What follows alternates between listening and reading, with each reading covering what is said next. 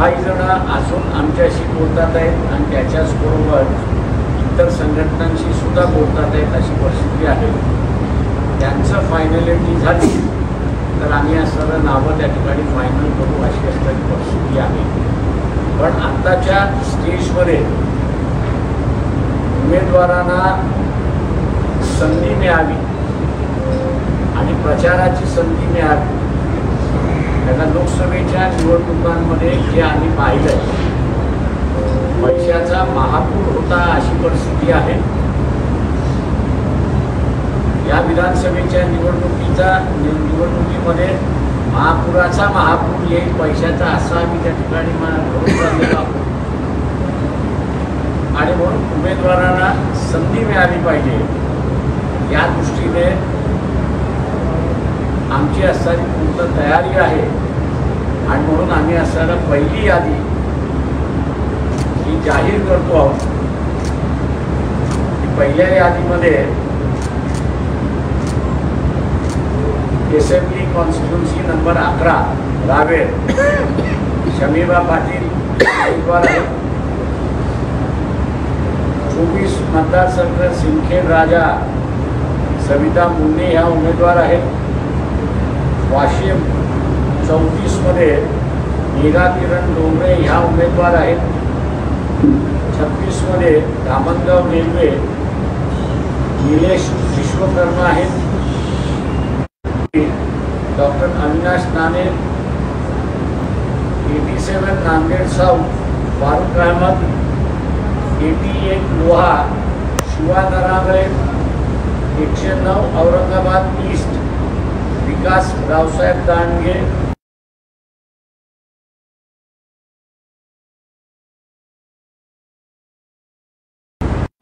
संग्राम कृष्णा माने ही पहिली यादी आम्ही त्या ठिकाणी जाहीर करतो. त्याच्याचबरोबर भारत आदिवासी पार्टीचे असणारे चोपडा मतदारसंघातील उमेदवार अनिल जाधव त्यांचे महाराष्ट्राचे व्हाईस प्रेसिडेंट आहेत ते लढणार आहेत. आणि गोंडवाना पार्टीचे असणारे महाराष्ट्राचे जे प्रमुख आहेत हरीश उईके हे नागपूरमधल्या रामटेक मतदारसंघातून त्या ठिकाणी लढणार आहेत. रामटेक ही आरक्षित जागा नाही, ही जनरल जागा आहे.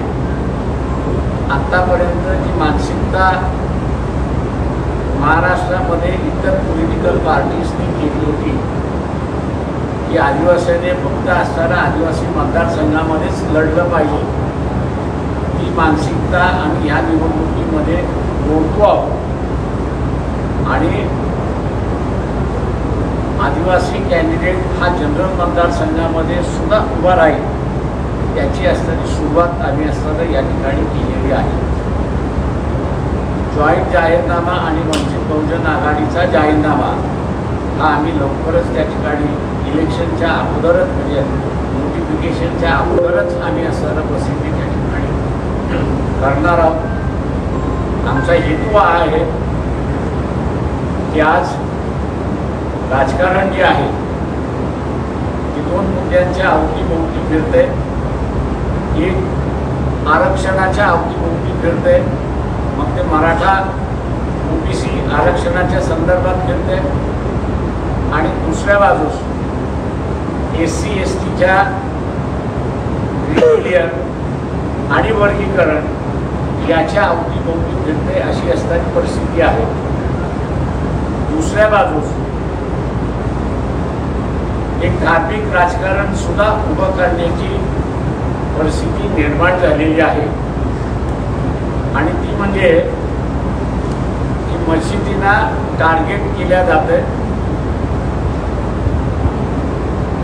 सुप्रीम कोर्टाचा निर्णय मध्यंतरी आला आणि सगळ्या राज्यातून हमी घेण्यात आली की ड्यू प्रोसेस ऑफ लॉ म्हणजे कायदेशीररित्याने तुम्ही मस्जिद पाडायची की न पाडायचा हा निर्णय त्या ठिकाणी घेतला जाईल.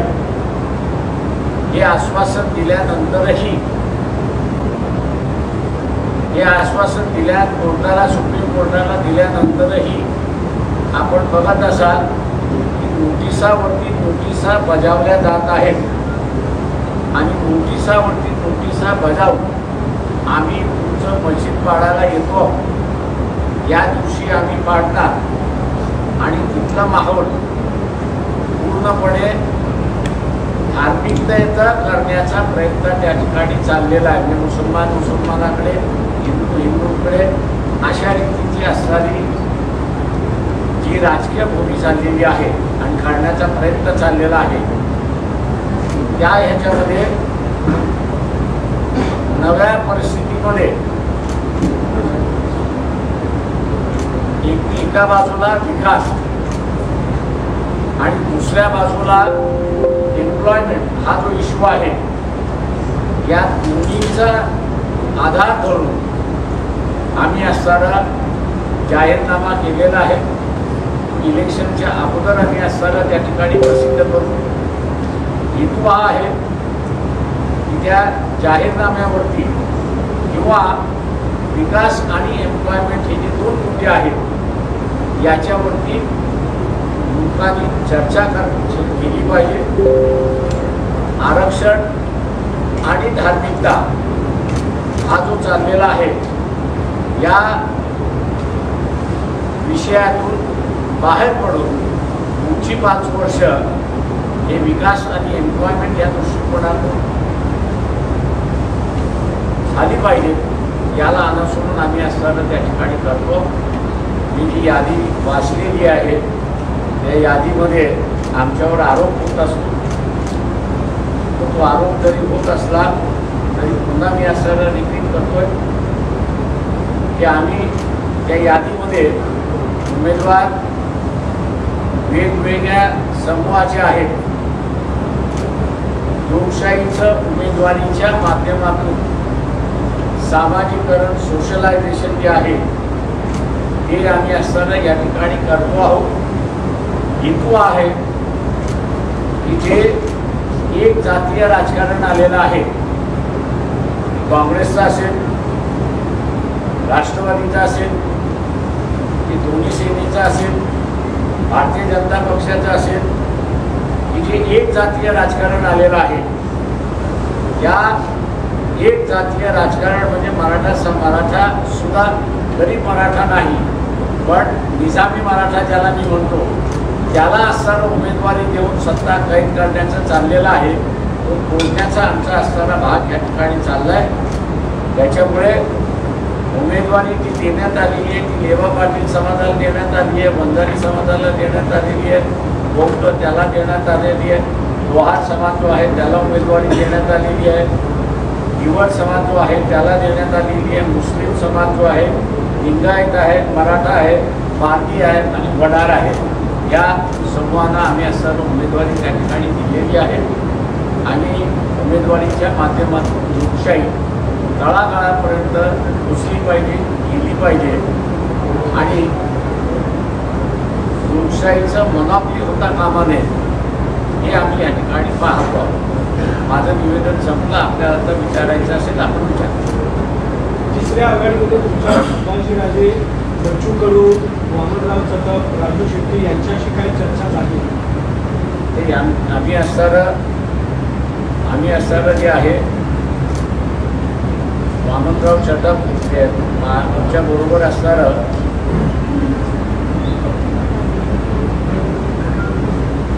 राजू शेट्टी यांची असणारी जी चर्चा झाली मी आपल्यासमोर या ठिकाणी मांडतो. राजू शेट्टीनं आम्ही असताना सांगितलं वामनराव चटप ही व्यक्ती आहेत आणि त्याच्याचबरोबर गोंडवाना पार्टी ही असणारा पार्टी आहे. वामनराव चटप हे राजुरा मतदारसंघातून लढतात आणि गोंडवाना पार्टी ही सुद्धा राजुरा मतदारसंघातून लढते. मागच्या वेळेस गोंडवाना पार्टीच्या उमेदवाराला 42,000 मतं त्या ठिकाणी मिळालेली आहेत. त्यामुळे जर व्यक्ती म्हणून असणारा वामनराव चटप हे दुसरा मतदारसंघ लढवणार असतील तर त्यांचं कन्सिडरेशन आम्हाला त्या ठिकाणी करता येईल. पण ते राजुरा मतदारसंघ जर लावून धरणार असतील तर आम्हाला एकोपरेट करता येणार नाही याचा आम्ही असं त्या ठिकाणी केलेला आहे. आणि म्हणून राजू शेट्टी यांना आम्ही असं सजेशन त्या ठिकाणी दिलं होतं की आपण महाराष्ट्राच्या पातळीवरती बोलण्याऐवजी रिजनल पार्टीवरती आपण असताना बोललो. तेव्हा रिजनल पार्टीवरती बोलत असताना पश्चिम महाराष्ट्रामध्ये त्यांना किती जागा पाहिजे याची त्यांनी आम्हाला लिस्ट त्या ठिकाणी दिलेली आहे. आता त्यांना ठरवायचं आहे की आमच्याबरोबर बसतात. लिस्ट आमच्याकडे आलेली आहे मतदारसंघाची, मी काही वाचून दाखवत नाही. त्यांना आता ठरवायचं आहे की त्या ज्या आघाडीबरोबर बसणार आहेत त्याच्यातून शिरोळ मतदारसंघामध्ये त्याला बेनिफिट होणार आहे की वंचितबरोबर बसल्यानंतर त्यांना शिरोळ मतदारसंघामध्ये बेनिफिट होणार आहे याचा निर्णय त्यांनी असताना करायचा आहे. आणि त्यांना आम्ही असताना हे कम्युनिकेट केलेलं आहे की लवकरच आम्हाला कम्युनिकेट करतील अशी अपेक्षा आहे. बच्चू कडू काय सोबत येतात का, त्यांच्याशी काही चर्चा सुरू आहे? ते बच्चू कडू बरोबर आमच्या असताना जमू शकत नाही आहे, त्याच्यावरतीही आम्ही त्यांना कम्युनिकेट केलं. आणि म्हणून रिजन वाईज तुम्ही बसला तर अधिक चांगलं आहे असं मी त्या ठिकाणी म्हणालो. कारण का यांच्या आघाडीमध्ये उत्तर नाही आहेत अशी परिस्थिती आहे. त्याच्यामुळे ही आघाडी शेतकरी संघटना म्हणून पूर्ण आहे असं त्या ठिकाणी मानत नाही. सर, प्रकाश शेट्टी यांच्याबरोबर मागच्या वेळेस चर्चा झाली होती, मात्र काही होऊ शकलं नाही लोकसभा निवडणुकीदरम्यान. यावेळेस काही कोणाशी चर्चा झाली नव्हती लोकसभेत. यंदा काही तशा चान्सेस आहेत ओबीसी वर्गाचं एकूणच वोट मानण्याचा प्रयत्न त्यांच्याकडनंही तुमच्याकडनंही एकूण होताना दिसतो आहे. अशा परिस्थितीमध्ये काही आम्हाला अजून कोणाचा प्रस्ताव आलेला नाही. ओबीसी संघटना काही आपल्या संपर्कात आहे? जिल्ह्यातल्या ज्या ओबीसी संघटना आहेत त्या सगळ्या आमच्या असणाऱ्या संपर्कात नुसत्या नाही आहेत, तर त्या ठिकाणी प्रत्येक जिल्ह्यामध्ये त्यांचा सहभाग हा निवडणुकीच्या प्रक्रियेमधला आहे.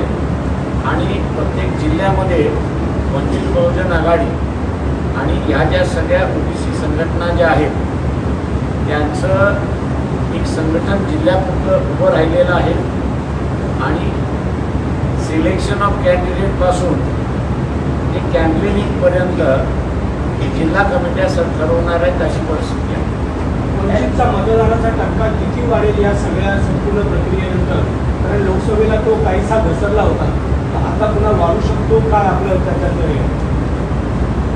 मी असताना या ठिकाणी मानतोय की आरक्षणावरची असणारी जी भूमिका आहे की ज्याच्यावरती जरांगे पाटील यांची जी मागणी आहे की मराठा समाजाला ओबीसीतून आरक्षण द्यावं अशी जी मागणी आहे त्या मागणीला काँग्रेसने,